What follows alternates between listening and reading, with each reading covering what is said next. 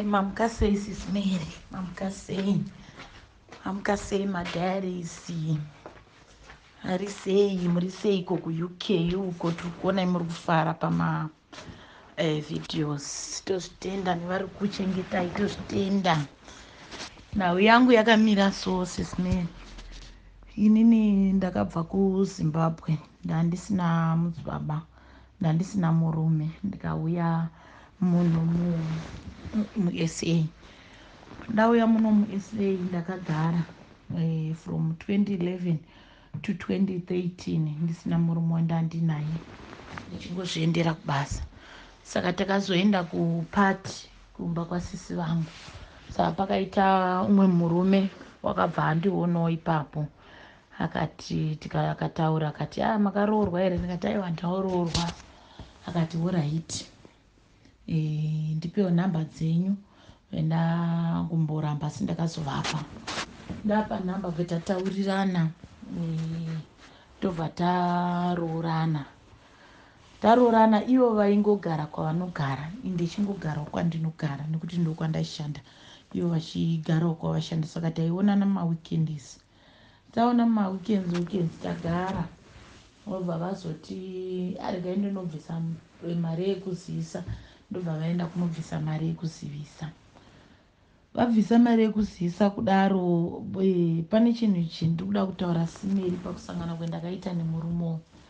Murume uyu aiti iye ane mwana wake, asi aine mwana wake murume uyu nomwe mukadzi. Haasi kuziva kuti mwana wake ari kupi, nekuti akapedzisira kumuona aine 3 months, zvekuti kana nyangwe akazomuona haachatomuzivi. Saka ndobva ndareiza mari, ndobva ndamupa 2000. Ndobva ndati iwe uchitsvagawo 2000 udini, unotsvaga mai vemwana, utore mwana uise mumaoko ehama dzako. Ndobva aita saizvozvo, bva vaendesa mwana mumaoko ehama dzake.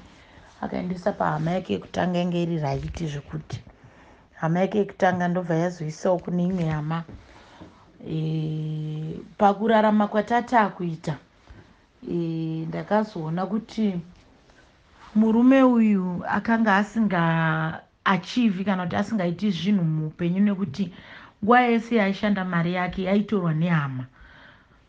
Saka ini ndakafunga kuti pamwe kugara kwandiri kuita naye, pamwe munhu achachinja, sezvo anga asina mukadzi, tichakwanisa kurongerana pamwe chete, tichiita zvinhu zvedu pamwe chete.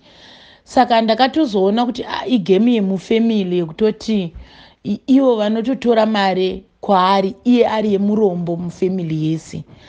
Saka dambudziko rangu hombe rendaisira meseji SIS MELLY nderekuti murume uyu akuti inini handifariri mwana wake, nekuti ndinomubvunzirei kuti hanzvadzi dzako, vanasisi vako nemabrothers ako sei vechiti ivo kana vachida mari havauyi nekufoni kwangu kuti amai guru tokumbirawo mari, vanongoita zvinhu zvavo vakanyarara. Saka ndakagara makore aya ese ndakazorealiza, ndikaona kuti aiwa, musi wakandida murume uyu haana kundidira kuti aindida, asi anga akandidira kuti anga aona kuti ndiri munhu anozvishandira, anozviitira zvinhu zvake, kana kuti ane zvinhu zvake, nekuti pane maonero akaita, nokuti papati ipapo ndine zvandakatenga ndichitengera vanhu sisi vangu vanga vari papati ipapo. Saka iye nhau yake yaanga akandidira, ndakazoona patagarisana kuti iye anga akandidira kuti inini ndimuchengete, kana ndahora, kana ndawana mari yake mari achitumirana nehama dzake, yangu mari ichishanda zvavanonga achida kuti zvishande tiri kuno kuSouth Africa. Saka inini ndakaona kuti hazvingaiti, nekuti ininiwo ndakabvawo ndine machallenges kumusha kwandakazvarwa. Saka ndidombogadzisawo zvinhu zvekumusha kwandakazvarwa, although ndisina zvangu mwana upenyu hwangu, kubatsirawo hama dzangu nekuwakawo kumusha kwandakaberekwa. Saka ndakangoita zvinhu zvangu ndiri silent, zvekuti handina kuda kumupa mari. Saka abuse yamanheru takarara, zvekuti kana takarara tiri chese paya, anoita basa rekupopota rekundipopotera. Dzimwe nguva tinotoita the whole night achingondituka, anongondituka chinhu chidiki diki, akambondituka kuti musi wakaenda kuZimbabwe ndakakupa 1000 yangu, musi wakaenda kwakati ndakakupa chakati changu. Like munhu ari kundierengera tunhu twakandipa, nyangwe 100 rand yaakandipa kuti nditenge dringi anotoipopotera manheru kuti, asi hanzvadzi dzake vana maiguru vake anoatumira mari ende anotopopota kutoti inini ndiushande ndihore ndimuwedzere mari kuti ikwanise kutumira kumusha kwake. Saka ini handinoda kubatirana naye pamwe chete, ndakangoramba ndichikontinya kurarama life yangu. Saka nyaya yangu yape kuti murume uyu wakuchirealiza kuti mukadzi uyu chokwadi ari kuramba kushandiswa. Saka hama dzake nana maiguru vake vakumuti iye ngaauye kumusha, agare kumusha nekuti ilast born. Saka ivo vari kuti inini zvandakashanda, zvinhu zvandakashanda zvinofanirwa kuenda kumusha kwavo, ndinofanirwa kurongedza zvinhu zvoenda kumusha kwavo. Saka ini ndakavaudza ndikati zvinhu zvandikwanisi kurongedza kuendesa kumusha kwenyu nekuti zvinhu izvi ndakazvitenga nemari yangu. Uyu aingoronga nemi zvese akaura mari yake. Ivo hama dzake kana maiguru mukadzi wamukoma wake ndo vanotoziva kutoti ahora, inini sandaziya. Hama dzake like dzinotomurongera zvekuita, munhu uya anotoudzwa zvekuita nehama. So mubvunzo wangu uri pekuti Sis Mary, inini ndoenda here kunogara nemurume uyu kumusha kwake, kana kuti inini ndongopfuurira mberi ndichizviraramira life yangu isina zvakawanda? Saka ndopanda ndichitiwo Sis Mary ndoda kuti mundibatsire nemurume uyu hatina mwana naye. Ini handina mwana mupenyu wangu wese, mwana wangu ndakazvara akashayika, ndaane makore 40 years. So ndosvitsa 40 years muna September this year. So ndoda kunzwisisawo kumadiaries kuti vandibatsirewo madiaries kuti pane imba here, kana kuti nekuti murume wangu wacho sinzi achitoshanda haana kana mari 1 yaakatombobhajeta kuti nyangwe kana iye azoenda kumusha ane pekutangira. Saka ndinoona kuti nyangwe iye akazobudirira kuenda kumusha, kana kuti nyangwe inini ndikazoenda naye kumusha, zvinoreva kuti tinonga tichishandira hama dzacho, because hama dzacho dzese dziri over control.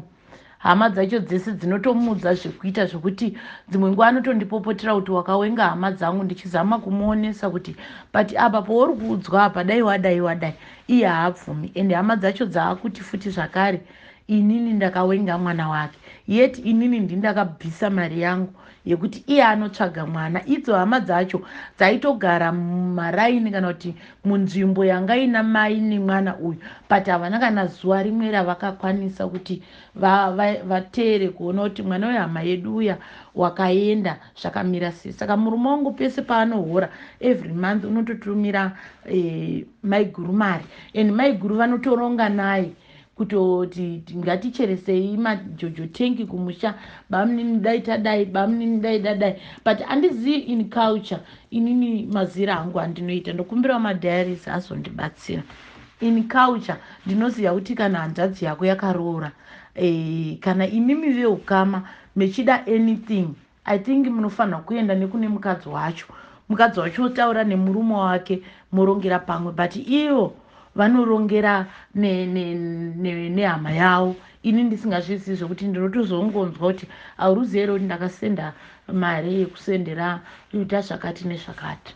So ndaikumbira madiaries handibatsiro kuona kuti pane imba here, kana kuti ndofanira kungorarama upenyu hwangu, kana Mwari azondisunungurawo azonditungamirira ndozoonawo the right man pamberi apa, because ndiri munhu asingafariri zvake zvekuchinja varume kuti nhasi ndine uyu, mangwana ndine uyu, mangwana ndine uyu. Ndandakato apa ndaapa bus stop, but bus stop yacho iri kutondiremera because ndotonongo bad luck rekuti varume vandinosangana navo mupenyu, varume vanoti vanonga vari kuda kungondishandisa, havasina kana chimwe chinhu chavanozoda, vachida kungondiuza vobva vangondisiya ndakadaro. So ndibatsirewo Sis Mary, maita basi.